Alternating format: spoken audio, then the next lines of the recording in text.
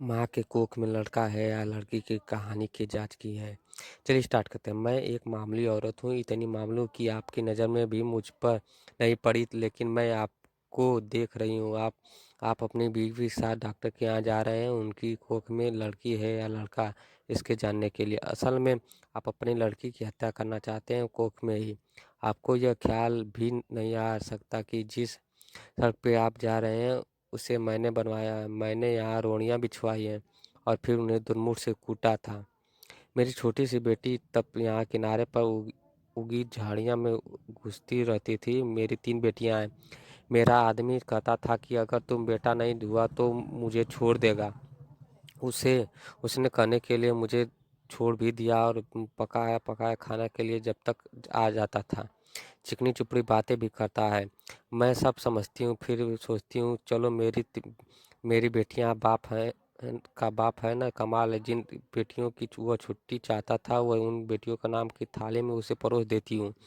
वह समझता है कि बेटियां बोझ हैं। मेरी बेटियां सांवली हैं, उनकी काली आंखें बड़ी बड़ी पके जामुनी जैसी और हाथ बड़े बड़े फुर्तीले, खूब काम करती हैं। मेरी ही तरह वे तरह तरह के धंधे पीटेंगी, पर फिर भी उनके होने के मुझे बहुत तसल्ली है। मैं अकेली तो नहीं हूँ ना।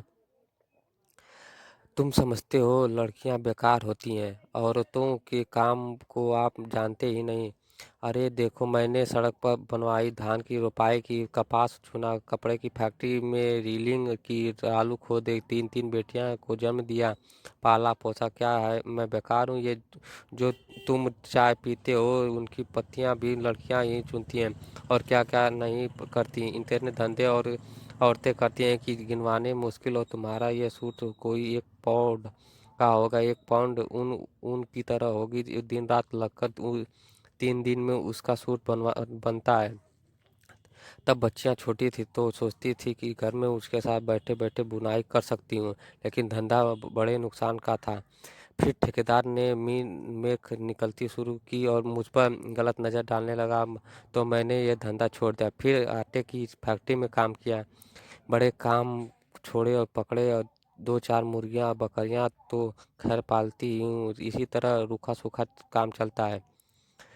ये जो तुम्हारी बीवी ने रेशमी साड़ी पहन रखी, इसके आगे भी औरत तैयार करती है, कीड़े पालती हैं। मुश्किल काम है। जांग में घाव हो जाते हैं, धान की रोपनी में पैरों में छाले पड़ जाते हैं और कमर झुके झुके टूट जाते हैं। मुझ पर पैसे होते तो मैं अपनी लड़कियों को पढ़ाती लिखाती, उन्हें मास्टर बनवाती, डॉक्टर बनवाती। तुम खुद पढ़े लिखे हो, पैसे वाले भी हो, दिखते हो। तुम लड़की की घर में क्यों गिरवाना चाहते हो?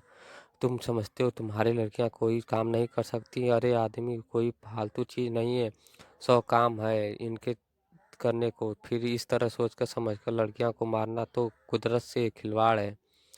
अगर मान लो तुम्हारे घर लड़का हो गया तो तुम क्या सोचते हो वो तुम्हें लड़की से ज़्यादा प्यार करेगा? फिर लड़के बिगड़ते भी बहुत हैं आजकल, तो उनका ध्यान शरारत ताश मारपीट ज़्यादा हो गया है।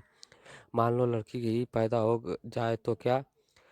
तुम उसे पढ़ाना लिखाना, वह तुम्हें खूब प्यार करेगी। लड़कियां माँ बाप को खूब प्यार करती हैं।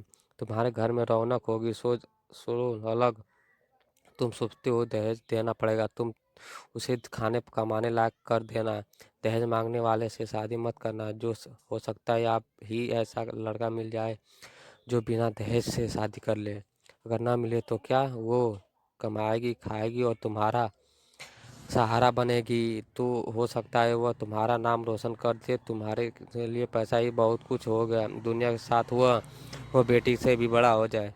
आखिर तुम अपनी बेटी को प्यार तो कर सकते हो ना, और बेटी भी तुम्हारे प्यार कर सकती है। माँ बाप और बच्चे का इतना रिश्ता बहुत अच्छा हुआ। इसके लिए आदमी जीता है, पैसे का चाहता है, जितना मानो उस पर मोह ममता भी करता है। इसे बनाए रखने के लिए खैर नहीं नहीं दुनिया उजड़ी समझेंगे। कुदरत के साथ इतनी मनमानी अच्छी नहीं है। लड़कियां तो ऐसे गिरवाते हो रहते हो, और कितनी और कम हो जाएंगी।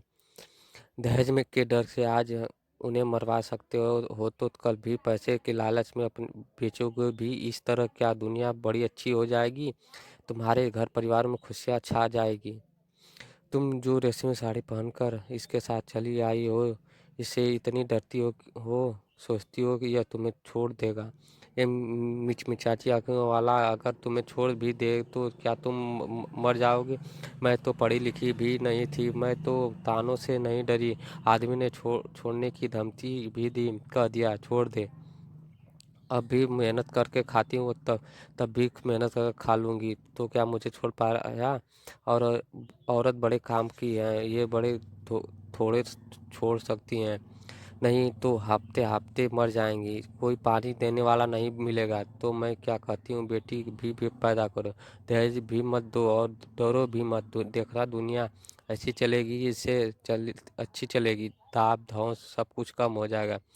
मेरी बेटी कढ़ाई सिलाई सीखी है वो नहीं, फिर भी क्या, मैं तो दुनिया में धंधा पीटती हूँ पर मर जाती हूँ, पर मेहनत करती हूँ, पर मन में खुशी भी है। मेरी 3 लड़कियाँ खूब हुनर वाली हैं, कोयल जैसी आवाज़ है उनकी, सुने से थकान मिट जाती है। न कोई कोई शादी अपनी ज़िंदगी में भाड़ बनाएगा और शादी करेगा भगवान होगा। चाहती हूँ ठेकेदार आता है, दिखता है, आंखों में कम सूझने लगा है। ये जो लिबर्टी सिनेमा है ना, इसे गिराना है। मालिक यहाँ पूरी बाजार भर दुकानें बनवाना चाहता है। यही मलबा ढोने का काम करूँगी। ये काम तो ठीक है, मैंने बहुत किया है, पर इसके सामने डॉक्टर की दुकान है, यहाँ लड़का लड़की टेस्ट होता है। बस इसे देख देख के मन में बेचैनी बनी रहती है, घड़ी घड़ी तुम्हारे जैसे की सूरत देखनी पड़ेगी, हत्यारों की। बस यहीं और काम मिला तो ये जगह जगह छोड़ दूंगी, देखूं तब तक तो ये नहीं काम करना पड़ेगा। मैं पढ़ी लिखी होती तो ये ही सब बातें लिख देती, फिर तो तुम भी मेरी बात किताब में पढ़ लेते, पढ़कर तुम भी कहते करतारा देवी बात तो पत्ते की कहती है। यही कहानी थी। ये कहानी आपको अच्छी लगी तो मेरे चैनल को सब्सक्राइब कर दीजिए और लाइक कर दीजिए, जिससे कि आगे कहानियाँ सुनाता रहूँ। धन्यवाद।